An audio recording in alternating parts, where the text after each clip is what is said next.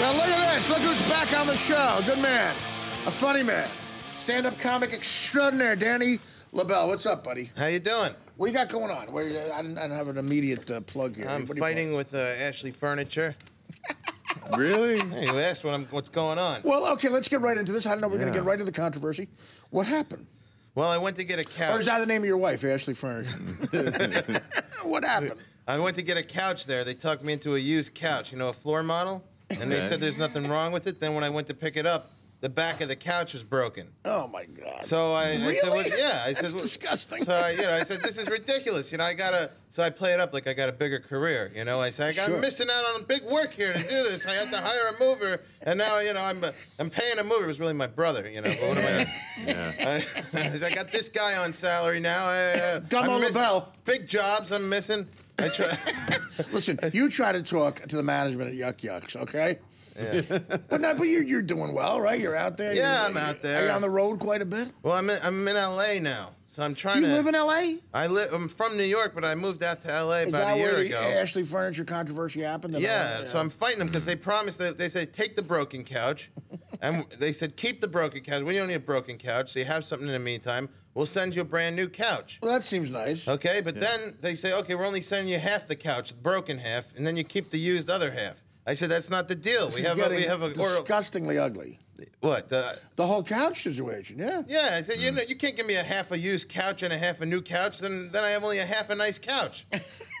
Well, you could just use the new half really hard so it'll match you. I'm working on that. Yeah, I mean, I don't have to do much. How dare you justify on their behalf? Yeah. Whose side are you on, man? No, but how about if it's happened to me? So here's the other thing. You're in shape. How about if me, you, and Boschetti have a party, and that couch is going to be an issue? Yeah, let's. Who's sitting where? Me, you, and Mike. Dan, I'll go back in the store and make believe I fell and shoot the life out of him. Yeah. And get you a new couch. I'll bring you in there. Thanks for documenting that on radio. So I said, this is no deal. Don't send me half a couch. I need the whole couch. Yeah. So they said, okay, well, we'll work it out. The next thing I get a knock, it's a delivery guy with half a couch. So I said, all right, fine, drop the couch. Then he says, here, we have an order to pick up the broken half. I said, you're not getting the broken half. That's not the deal. That's going to be an argument. The broken one. So the delivery guy goes, oh, the salespeople, they do this to us all the time. They lie to the customer, tell them whatever they need to hear just to make the sale, and then we have to deal with it. The guy says, screw them, I'm going to just say you refuse to give me that half a couch, and I'm out of here. Well, we don't want to. How do we avoid a lawsuit with Ashley Furniture at this point? Is it possible? This is all true, I guess, right? Yeah. I mean, look, they might have their side of the story, obviously, but you're saying this happened, and yeah. So I got. How broken is the back of this thing? It's completely shattered. If you want to keep it, why do you want to keep it? Just on principle. Just on principle. So the That's Israeli store way. manager, he starts calling me up. He says, if you don't return the couch, we're going to screw your credit. I'm going to come after you. It was a Southern man? An Israeli guy. He goes, what does he want the couch for? You're not allowed to do that, What does he want the broken, shattered I don't know why couch? he wants it. He's an evil businessman. He's an evil businessman. So I said, that's not the rules. The guy goes, his name is Rami. He goes, forget about those. We're getting every possible detail in the lawsuit. He goes, forget about those rules. It's Rami's rules now. So they just threw away any kind of rules. Every kind of rules. So I got a 1.5 broken couch, half a broken couch and a couch. See, this sucks too because you moved to L.A. You're a comic. Yeah. I did the whole moving to L.A. Thing myself. Of course, I had a big job making $10 grand a week on a national network show. Right. But at the time, no, it's always very hard because you get into this business. Where are you from, Dan? I'm from New York. Right, you're from New York, and you get in this business. You figure you could stay in New York City, and you get in the one business where you know what? You could stay here maybe, but you'll probably have to not move to like Pittsburgh, Cleveland, clear across the continent. Right. Because that's where the real capital is. Yeah. So when we make that decision, it's a big decision. Right. So you don't want any of these intangible problems. Yeah. I feel your pain. Do you have a roommate? Well, I live with my girlfriend. Oh, that's nice. Yeah. Now, where is she in this whole issue? Well, she's over there. Oh. No, not now, but I mean, how are you? Can you verify? What is her name? Her name is Kylie. Can you verify all this, Kylie? I am Kylie, yeah. She verified. There you go. No, we believe that he hasn't kidnapped you and forced you at gunpoint to say you're Kylie, his girlfriend. But I mean, the whole couch story. Can you verify it? Oh, yeah. Would you like that couch? I mean, we'll give it to you for pretty cheap. How much do you want for that couch? That's used. You got to be careful. Good. $80. But that's how boring like LA is if shatter you're off. not in big time show business. That's the whole point. Now, I respect this move. Now, Kylie, is the move going well, you think? How long have you been out there for? About a year now. Now, have you seen things happen for Dan?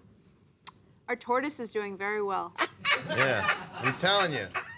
You have a tortoise? I got a tortoise, you know? It's You know, you should also buy a rabbit to have an actual live tortoise in the hair. Start racing them. So is that the best thing you can muster up? Is that the tortoise is doing well? Yeah. That's the truth. Do you think like get the tortoise an agent or something? Maybe. Well, it is doing well. They have better sunlight out there for the shell. Well, yeah. It's a 100-year commitment to have a tortoise. People think it's a...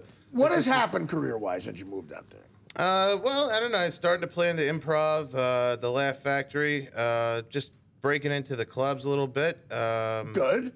So I started that's up a good move. a new podcast. I'm doing a podcast. That's great. So How's that working? it's good. I call it Modern Day Philosophers, and I learn a different piece of philosophy with a different comedian every week that sort of meets When their was the philosophy. last one? Give me the last comic and the last piece of philosophy. All right, so I learned some philosophy from this guy Mencius, a Chinese philosopher with Rick Shapiro. You know Rick Shapiro? Rick Shapiro. You can't go wrong with Rick Shapiro. That's this One week. of the funniest guys ever. He's one of the greatest guys. He lived on my couch in New York for a while. I know. He's a great man. Yeah, he's an awesome guy. I love Rick. He's Yeah. a kindred spirit of mine. Yeah, me too. I love Rick. So I went there and it was great because Rick freaked out as soon as I know, I show up with a piece of philosophy. So first he got real angry and crumpled it up and threw it on the floor and said it was a stupid idea. And and then I just let it ride out. And then a few minutes later he was uncrumpling it and he's starting to go through. And we had a great See, that's classic Rick. I philosophical think Rick, conversation. yeah, he does stuff that's sort of jumping the gun. Yeah. And then he rethinks it. Yeah, I was living with these three guys on the Upper West Side. They were driving me nuts.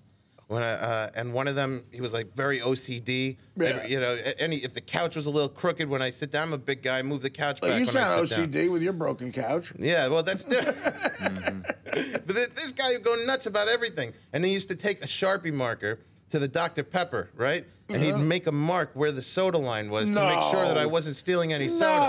No. He checked the meniscus on the Dr. Pepper? He was checking it. He was watching it. So Rick Shapiro was like, hey, can I crash with you for a while? I go, sure. And then he says, I say, you could sleep in the living room on the couch. He goes, hey, Dan, you mind if I sleep in the nude? I like to sleep naked. I go, Rick, I insist, because I knew it was going to drive these guys nuts. It was like the greatest victory. I insisted your ass goes all up and down the couch and scrapes it. I walked out, this guy's like screech. I hear that noise. And Rick probably has a hairy ass. Oh, Rick, yeah. Oh, yeah. It's very smooth. I remember from seeing it, because I walked out, and the guy's freaking out. The OCD guy's freaking out, because Rick Shapiro's completely naked in the kitchen, drinking his Dr. Pepper right out of the bottle. And I was like, it's a victory! Yeah. It's a victory! Hey, buddy, I like your Dr. Pepper. Now, what about Buschetti? If you ever saw Buschetti, I've been on the road with He Buschetti. also has a smooth ass. Oh, yeah? Buschetti is hairless. know But your ass, I assume, smells horrible. No, it doesn't smell bad. I mean, Well, how do you smell it? I got good, I got good nasal cavities. Well, What does that have to do with your ass? You can smell it. It comes, like. You can No, I think it's disgusting, probably. yeah. I mean, mine is, I know mine is. How do you know that they're good nasal cavities if you're saying you don't smell anything? I can, Right, I can smell. I can smell butt. What? I can smell my. He can smell his butt, he's saying. Mike is Do you one have of to those guys, contort to sometimes do that? Mike is one of the few guys who bails on a sentence mid-sentence. When I I started, smell my...